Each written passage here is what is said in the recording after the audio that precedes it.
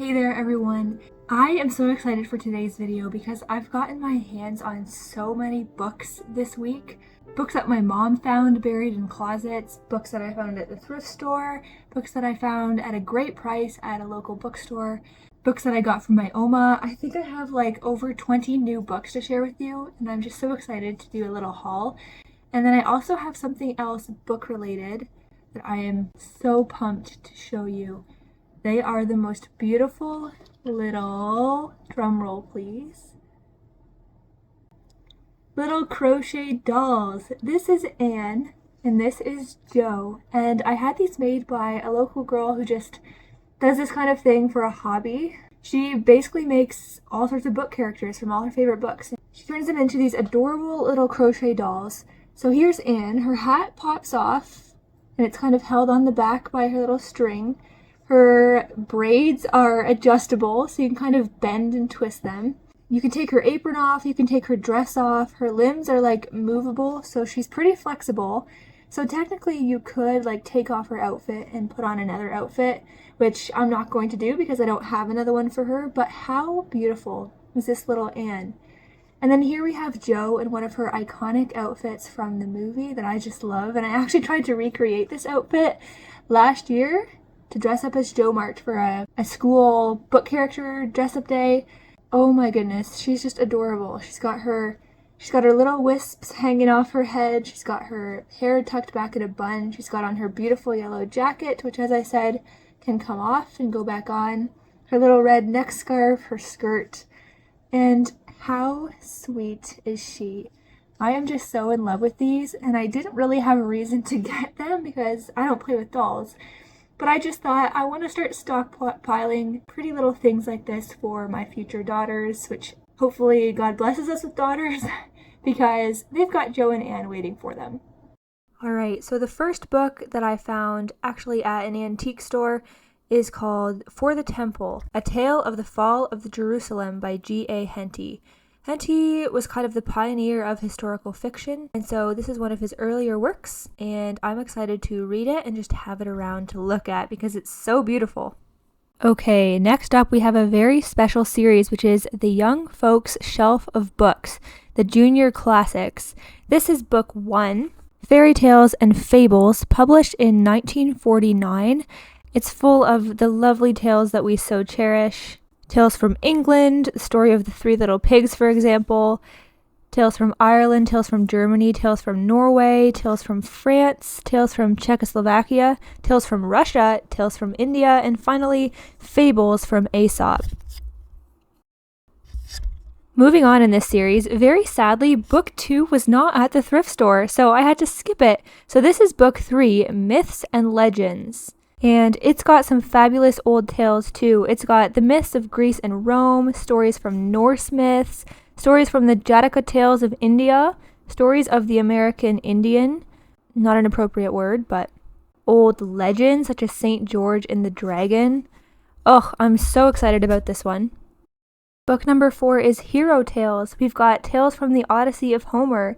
We've got the Epic of Kings, the Kalevala, the Song of Roland, the Chronicle of the Cid, Beowulf, King Arthur, the Mabinogion, Celtic heroes, and tales from Robin Hood. Book number 5 is Stories That Never Grow Old. I love the sounds of that, and it starts off with Alice's Adventures in Wonderland. We've got A Midsummer Night's Dream, we've got Gulliver's Travels, Don Quixote, Rip Van Winkle, A Christmas Carol. So lovely.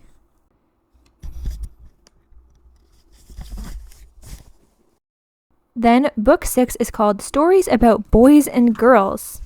I don't actually recognize very many of these. Susanna's Auction, The Baker's Daughter, What Happened to Injured Johanna, Solomon John Goes for Apples, Tom Sawyer Whitewashes the Fence. Anyways, I'm sure these are all very interesting and I'm looking forward to looking into them a bit more. Book number 7 is The Animal Book. Honestly, not gonna lie, I'm not that interested in animal stories, but who knows? Maybe future kiddos will be. We've got King Cobra Takes the Stage. Black Beauty, okay, I know that one. Book 8, Stories from History. Ooh, This one looks like it's more up my alley. Leonidas, the Greek slave and the little Roman boy, knighted by King Henry IV, Christmas with Queen Bess, Daniel Boone's Rifle, Davy Crockett Legends, Napoleon, Emmeline, Abe Lincoln's books, Louisa Alcott, War Nurse. Looks like just a very interesting and diverse collection of tales there. And finally, book number 9, Sport and Adventure. Also, probably not going to be the one that I reached for first. Stover Plays Football, The Making of an Explorer, Adrift on an Ice Pan, The Lone Voyagers, An Adventure with a Whale. You know what? Actually does sound pretty interesting. So that is the junior collection, and isn't it just beautiful? Okay, this next one I am so obsessed with. It's a children's book, but I bought it for myself. It's called Saving the Countryside, The Story of Beatrix Potter and Peter Rabbit by Linda Elovitz Marshall and Ilaria Urbanati. The illustrations are completely astounding, and it's about Beatrix Potter and how she came to love nature, love animals, and write her famous collection of tales. Speaking of her tales, I dropped by my Oma's house for coffee after I bought this book and was showing it to her, and she gave me 4 of Beatrix Potter's little books that she had in the house. So these are vintage. These are just so precious as little children's stories. Then we have A Little Princess by Frances Hodgson Burnett. She wrote The Secret Garden, which is one of my favorites, but I don't think I've read this book, so I'm excited to give it a read. And we have Heidi by Johanna Spyri, which I haven't read in years. I don't even remember the premise, actually. So it's probably about time that I read Heidi again. Then I got the Oxford Book of American Verse. So this is just a collection of American poetry. We've got poems by Walt Whitman, we've got poems by Emily Dickinson, and so forth. And I've been meaning to read more American poetry. Haven't been getting around to it. So maybe now that I have this collection, I will fulfill that goal. And then I have an old Dutch Bible. I've been in the process of learning Dutch for many years now, and I think that reading through a Bible in which I'm so familiar with so many of the verses in another language would be a really great way to kind of piece together the language and the grammatical structures of Dutch. And then finally, I have the Emily of New Moon series by L.M. Montgomery. And I have a lot to say about this one, so here is a clip of me blabbing away about it. So I just wanted to pop off briefly about the Emily of New Moon series by L.M. Montgomery. So if you've been following my channel, you know that I've been loving the Anne series. My husband and I read all 8 books together this year. And I just can't get enough of Montgomery's whimsical, nostalgic, utterly lovely style and stories. And so I figured I'd try the Emily series, and I am so delighted to find that Emily is a writer, and this is about her literary journey, which is fantastic. And Anne dabbled in writing here and there, but that wasn't really her calling. The Anne books aren't about what it's like to have literary or artistic aspirations. This series is, and so I just feel like it's going to be so relatable. So for example, book 1, Emily Starr, it looks like she's an orphan. She's going to live with her extended family at New Moon Farm, make a bunch of friends that give budding author Emily the incentive to write and the material to write about. And so in this book, she finds herself well on the way to a life of literary creation. Then in book 2, Emily Climbs, the description says, 13-year-old Emily Starr was born with a desire to write.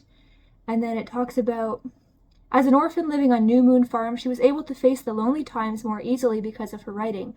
But now, her tyrannical aunt won't let her go to high school unless she stops her foolish scribblings. Emily has to agree to write not one word of fiction until she graduates.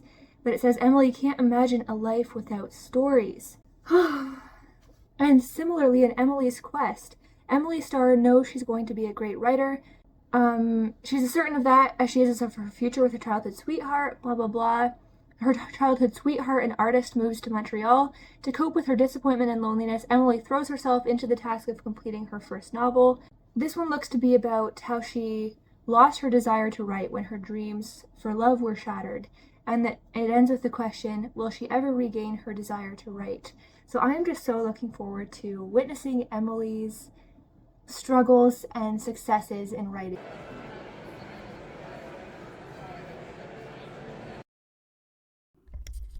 One of my students gave me this sweet little book called A Little Book About Books, Quotes for the Bibliophile in Your Life. And it's just a collection of lovely quotes by authors about books, about reading, about writing, about fairy tales, about fantasy, about fiction, about all the things. I just thought this was a really sweet little gift to get from a student in my literature class, and I really love it. Hey everyone, I just wanted to share this really fun tradition that I've been introduced to this year, which is an Icelandic tradition known as jolabokaflod. Jolabokaflod. I've been learning to pronounce that all week. So jolabokaflod began officially in 1944 during the wartime. There weren't a lot of goods around for people to buy and to give as Christmas presents, but there were a lot of paper products, so Iceland was able to import a good number of books. And so this tradition began where the Icelanders would get a new book catalog and they'd order books for Christmas, and then they would gift them on New Year's Eve and spend New Year's Eve together as a family around the fire, opening up new books, reading new books, drinking hot chocolate, and just reading the night away. And what a perfect Christmas tradition. Like, I cannot believe that this is the first year that I'm hearing about this. Where has this been all my life? It's so beautiful. And my school celebrated jolabokaflod yesterday. We had a whole entire jolabokaflod day where students were able to come to school in their pajamas. They all brought their favorite Christmas books. There was a section of the school set up as like a really comfortable kind of reading space where classes could take turns to go and read quietly. There were hot chocolate deliveries. There were read aloud speakers coming in to read to students.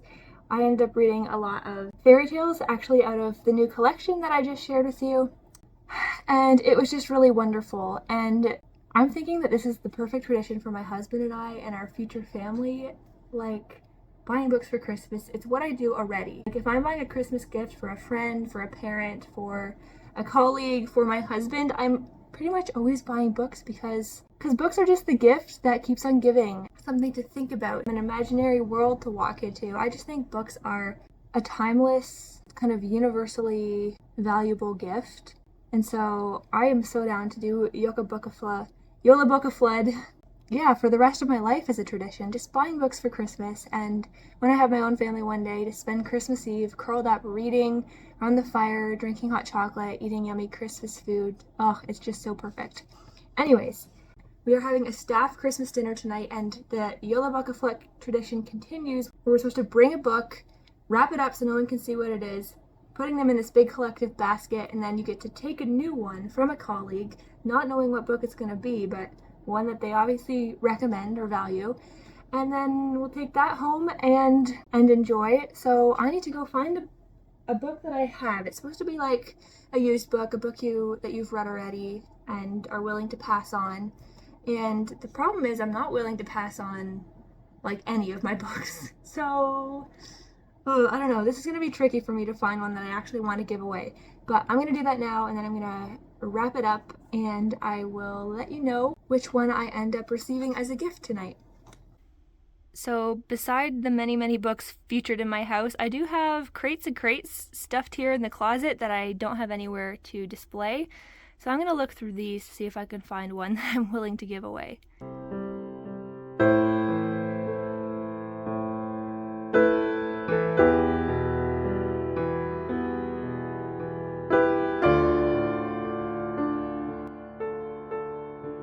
Okay, that was a really tricky process, and I ended up just finding books that I want to have out in my house and read instead of books that I wanted to give away.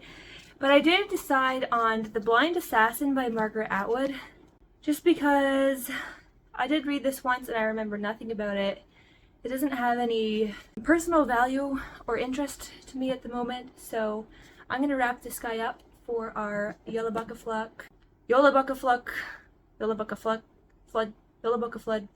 gift exchange for tonight.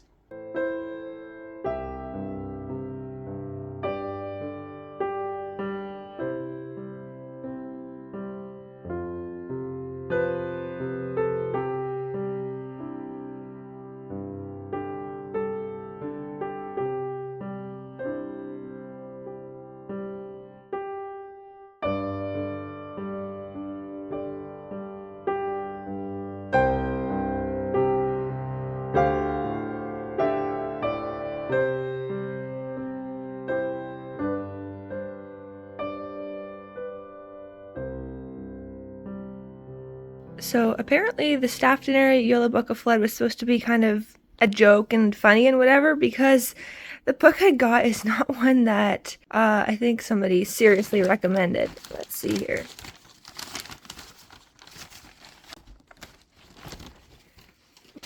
So this is the one I unwrapped.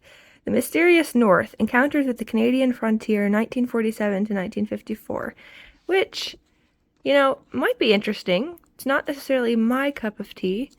I honestly might just, like, re-give this to my dad for Christmas or something, because he loves Canadian history and Canadian stories like this. But it's funny because, like, some of the books that were in there were, like, the criminal code, a guide to being a good board member of a school, stuff like that. So I think it was supposed to be a little bit funny, where obviously people weren't giving away their best books, but just books to kind of get a laugh, and who knows, maybe interests some people. Well, the snow has fallen, and it's my first day off. It's the beginning of the Christmas break, and I'm just looking forward to 2 weeks of rest, of reading, of relaxation, of spending time with family and friends. And I wish you all a very, very Merry Christmas. Hopefully you also have some time to rest and relax this season. And so I will see you again in the next video.